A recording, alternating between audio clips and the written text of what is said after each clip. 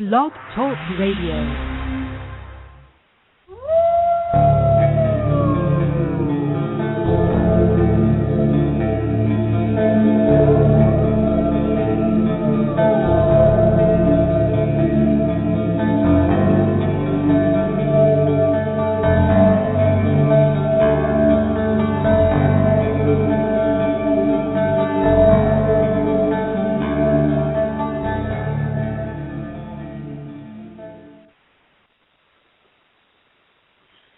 I'd like to welcome John Kelin to Crossing the Bridge. John is the author of Praise from a Future Generation, a nonfiction account of the grassroots response to the Kennedy assassination. Welcome tonight, John, again back for part two. Hi, I'm happy to be here. Thanks for asking me back. Oh, we're happy to have you back. It's a very important topic. Well, let's get right to it. Can you briefly describe the book? Yeah, the book is about the earliest critics of the Warren Commission. It was first published back in 2007. It's due as an ebook this coming October. It's really a people story about a self-selected group of mostly ordinary citizens who were immediately skeptical of the story out of Dallas back in November of 1963. And they took it upon themselves to buy the official literature from the government printing office when it was published in 1964 and analyze it to see whether it could stand on its own. And they concluded each independent of the others that it, in fact, could not stand on its own. These critics, if I could mention just a few of them, yes, please include Mark Lane, Vince Salandria, Harold Feldman, Sylvia Marr, Harold Weisberg, Shirley Martin, Maggie Field, Raymond Marcus, and Penn Jones Jr. I can really consider this an honor roll of citizens. There were a few others who figure into the story, including Orleans Parish District Attorney Jim Garrison. Yes, and then it shouldn't be forgotten. Was really heroic. No, absolutely not. I agree. Yes. So that's the book is really about the work of these folks and their interactions. And they came to a conclusion. I know we're going to get to that later, but their conclusion was one and the same, I would suspect, yes? With different, some little variations within that, but yes, in the broadest sense that the Warren Report is a false document, and that we had not been given the truth about the assassination of President Kennedy. And John, that leads us in. We'll go into that in depth a little later. But let's, considering that point that that we have been lied to. Now we have 50 years later. We have the anniversary of the Kennedy assassination, and this November. And in the city of Dallas, they will have a program for the memory of this event and of the Kennedy presidency, and they are limiting access to Dealey Plaza area where the shooting took place on the actual day of the anniversary. And this is a public place. Yeah, and it's kind of an unusual situation. Because people have gathered in Dealey Plaza every year since 1964 to commemorate the assassination, and it's always been open to whoever shows up, really unofficial. Some years, not many people do show up, but as far as I know, this year and it's still the case, the powers that be in Dallas used a lottery system to issue a limited number of tickets. The holders of which will be granted access to the Dealey Plaza area on November 22nd. Dealey Plaza, of course, the scene of the crime. There's an organization called the Coalition on Political Assassinations. They've been fighting this as a free speech issue, although, to be honest, I don't know the status of their effort at this point in time. And in any just case, to be clear, excuse me, Is it true that the people who are questioning the event and the lone gunman are being denied access, particularly? Well, I don't know whether they've been singled out as a group. That's kind of a hard one to to establish. But for the first time ever, the city is in an official capacity is issuing these tickets on a random lottery basis. I think it's already a done deal, thus limiting access. I don't know, in terms of logistics, how exactly it's going to play out. My guess is that those who might ordinarily go to one of these remembrance ceremonies in a different year will probably hold an alternative or an alternate event. I don't know that, but I think that's probably how it'll end up playing out. There's a few other sites in Dallas that something like that. But will there be any protest allowed in Dealey Plaza itself? I imagine there's going to be some upset people who are going to get as close as they can and make their displeasure known. But I can't really forecast exactly how it's going to play out. But that would be ad hoc. I mean, that would be something that they would do at the last moment. But they're from what I understand, they're not allowed to be there and to bring up this subject. That the day is to remember the Kennedy legacy of accomplishments and not to speak about the assassination. Is that true? Yeah, that's my sense of it. I think it's all about image control. I think Dallas is still really sensitive to the fact that a U.S. president was shot down on its streets. What the writer and critic Gary Shaw called a public execution. Yes, they're going to be in the international spotlight in November, and I think they want to present a dignified image when the media descends. All spit and polish. Right. And I think they want a ceremony that marks the day only, the day of the calendar, and doesn't really consider the historical context or the significance of the assassination. So. And maybe this is the perfect lead-in to mention that one of the people you wrote about in your book said he thinks it's impossible to study the facts of this case and come to any conclusion other than there was a conspiracy.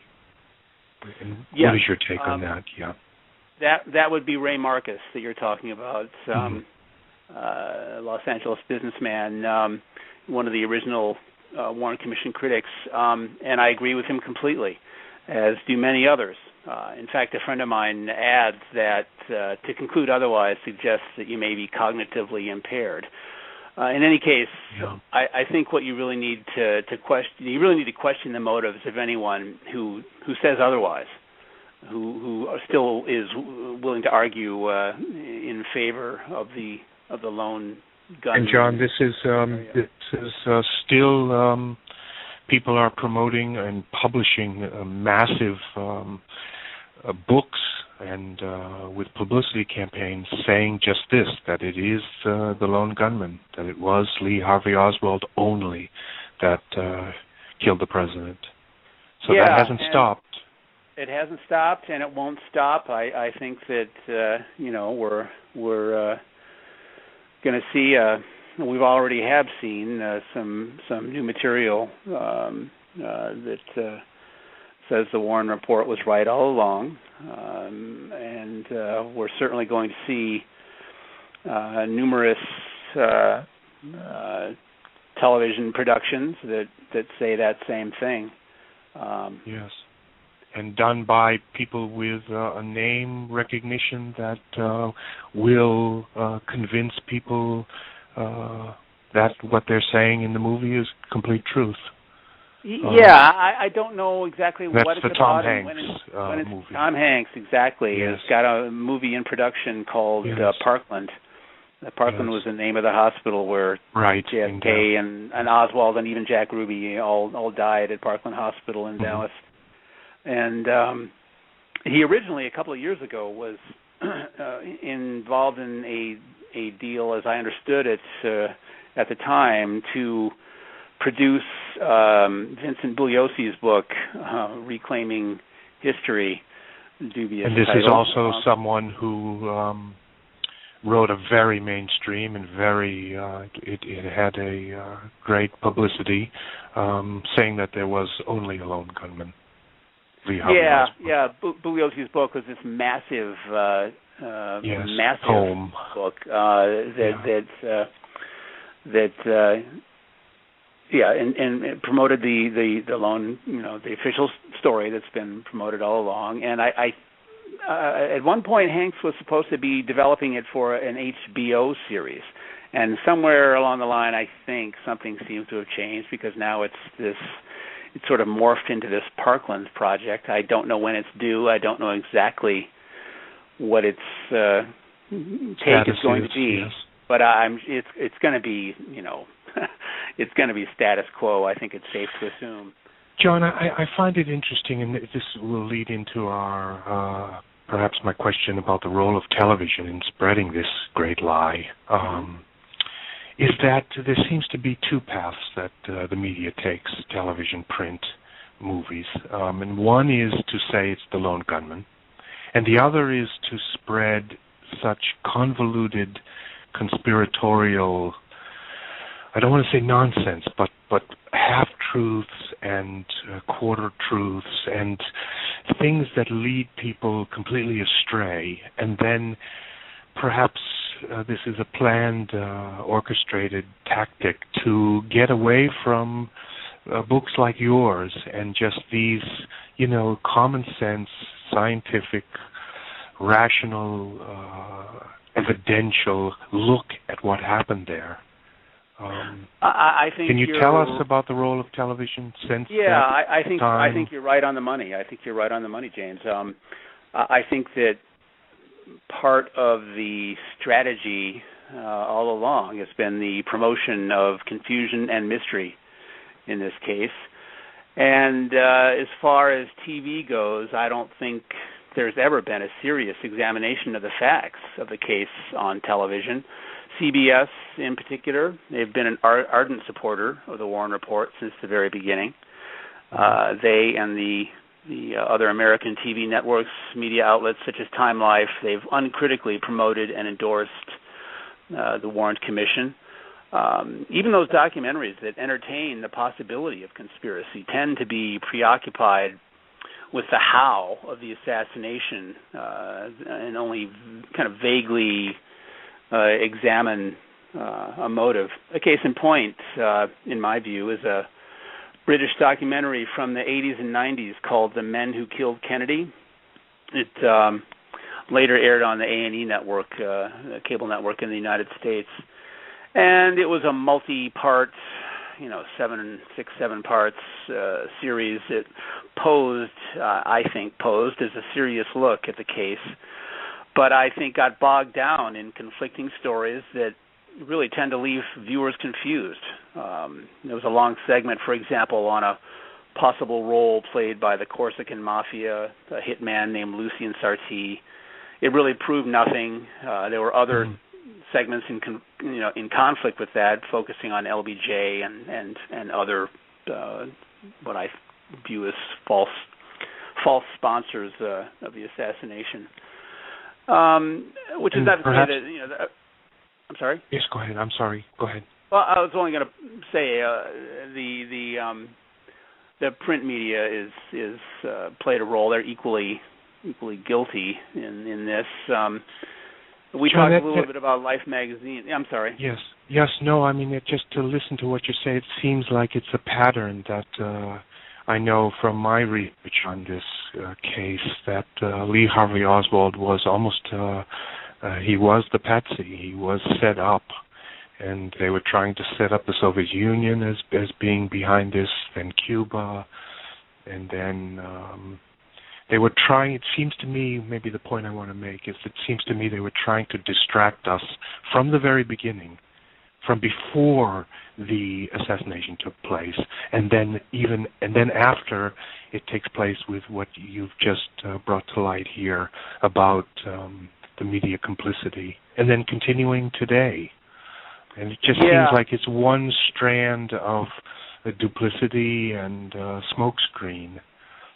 And they're that afraid. There's a really interesting book that touches on some of the themes that you're mentioning. It's called History Will Not Absolve Us by E. Martin Schatz.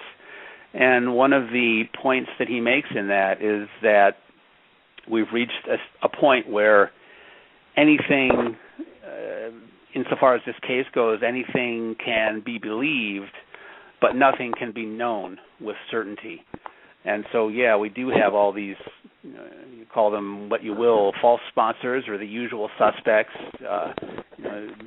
LBJ or Castro or organized crime, and there's just enough evidence in each of these scenarios to make something believable, and each one of them seems to have some high-profile proponent that somehow gains access to the media to talk about.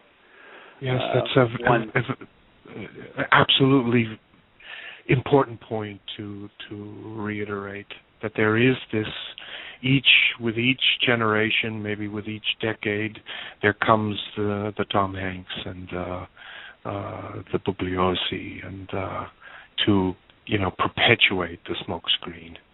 Right. And that is for me is a great sadness. For me, that's evidence that something took place that was really, really dark, and that they know that if the American people or the awake American people found out, that it would cause a great inner conflict, I think, in the psychological well-being of perhaps the West. Because I can't come to any other conclusion of why there is this. It truly is a conspiracy of silence over this. If it wasn't something very dark. Right. Well, there's no question that it was something very, very dark, and I think the reason that we have all these conflicting stories is what I said a few minutes ago about the promotion of confusion and mystery, and where anything can be known and or anything can be believed, but nothing or not much can be known with any certainty. And with the passage of time, I think people stop caring. People, generations change. Yes. The number of people alive today that remember the assassination as a real event, as a real political issue, are dwindling. And I remember, of course, I was really, really a child, but I remember my father telling me years later that on that day it was a spiritual change, that he could feel it at that kind of level, at the spiritual level, that something, a shift happened there, and that made people fear. And, well, I think that others probably felt that same way. I think that I just lost my train of thought. But the importance of the day itself, that is being lost, the impact of that day, and it had a vibratory feeling. And that as the generations progress, and as you were saying, as time goes on, people care less and less about the actual spiritual dimension of having this kind of ritual assassination take place publicly. I've always felt... I think... Yeah. I think that most people in their bones, I think most of them know that there was not just a conspiracy, but something really sinister happened. Yes. And I think that a lot of people, even back then, I think in the first place, I think they knew, and they're, like I say, in their bones, and they didn't want to think about it. It's denial, really, because it was just such a massively evil thing that happened, and so and that's why they got away with it in a way, right? Well, yeah, because of this the bigger the lie, the bigger the lie. Yes, yes. So, John, I mean, maybe this is a good way to bridge into maybe some hopeful points, and that you've mentioned some documents that may suggest a paper trail of complicity. Is that a possibility of coming to light? Well, they have come to light, and I don't know if they really are going to give you much hope.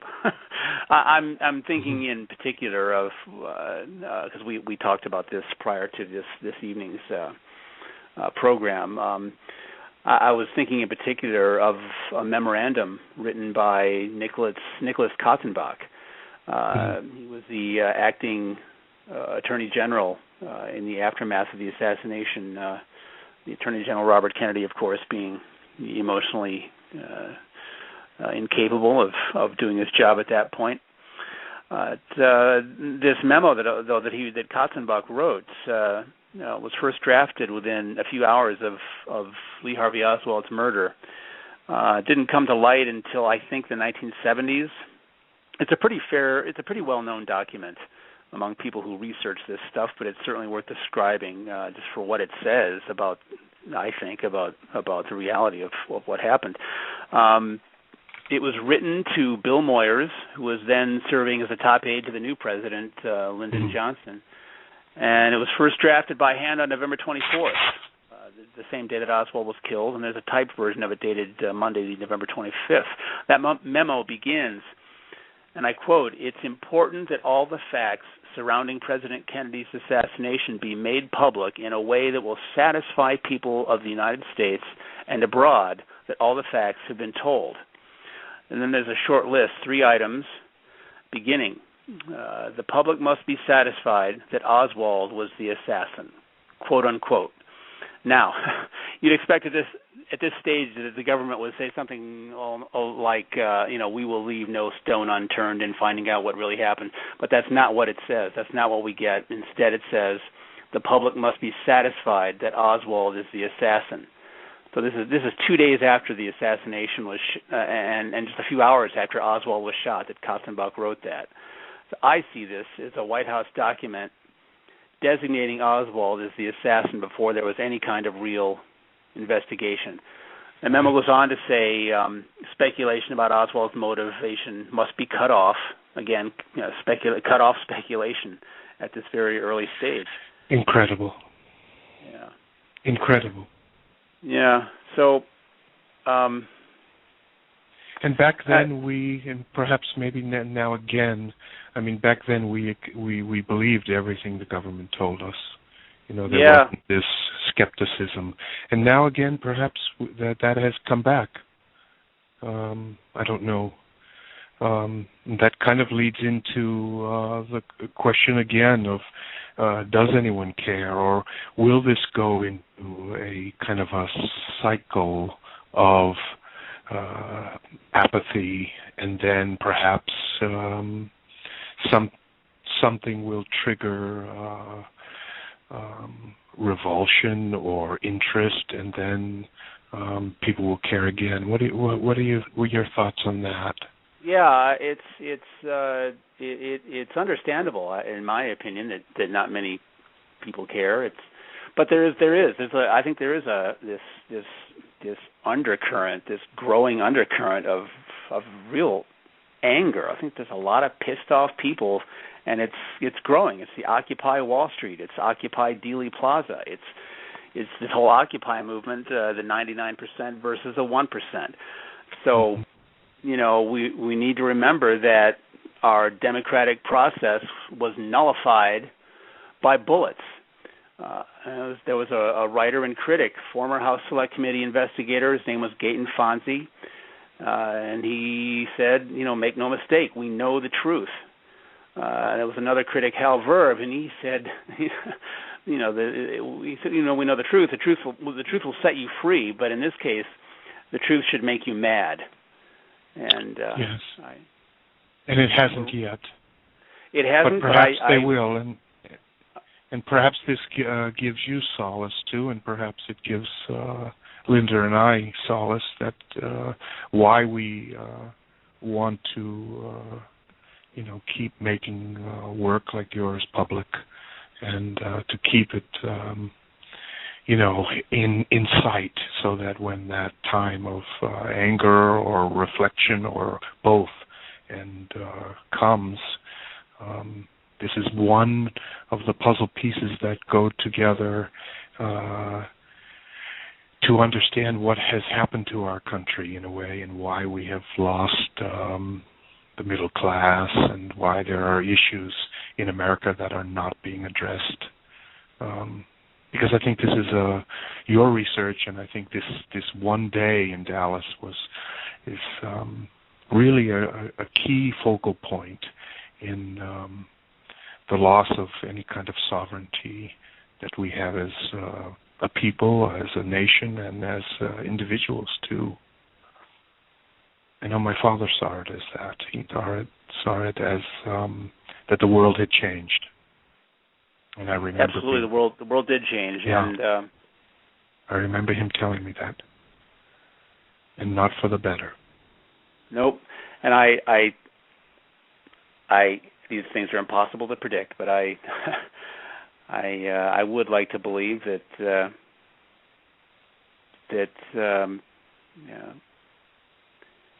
people are just so pissed off that something will change for the better. I don't know really how to articulate this in it's an intuition you have concisely, yes. But yeah. Mm-hmm. So. And again, John, your book is called Praise from a Future Generation, and Praise from a Future Generation, yeah, right. Published by Wings Press in San Antonio, Texas.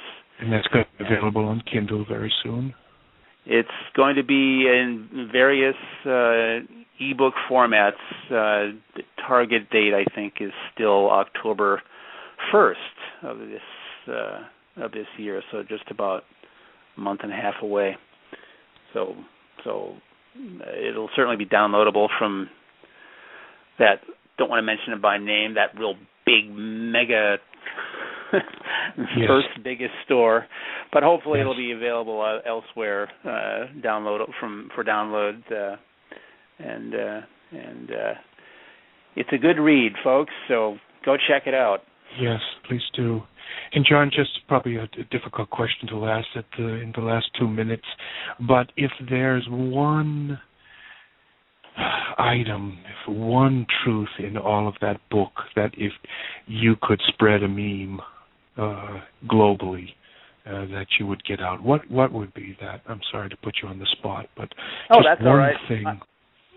I think I probably already said it. I think that, but I'll say it again because it bears Good. repeating. We know the truth. There's no doubt that there was a conspiracy to assassinate President Kennedy, and the truth may make you free, but the truth should make you mad as well. Yes. John, thank you very much for part 2. And, thank you for having me. Oh, great. And Linda, thank you for doing all the work you do on Crossing the Bridge and all of our radio programs. And thank you for everyone who will listen and to consider this and to do more research on your own, because that's what it's all about. To take the facts that John has kept alive and make your own conclusions. And that's what being free is all about. Okay, thank you, and good night, everyone, and we'll see you very soon. Bye now.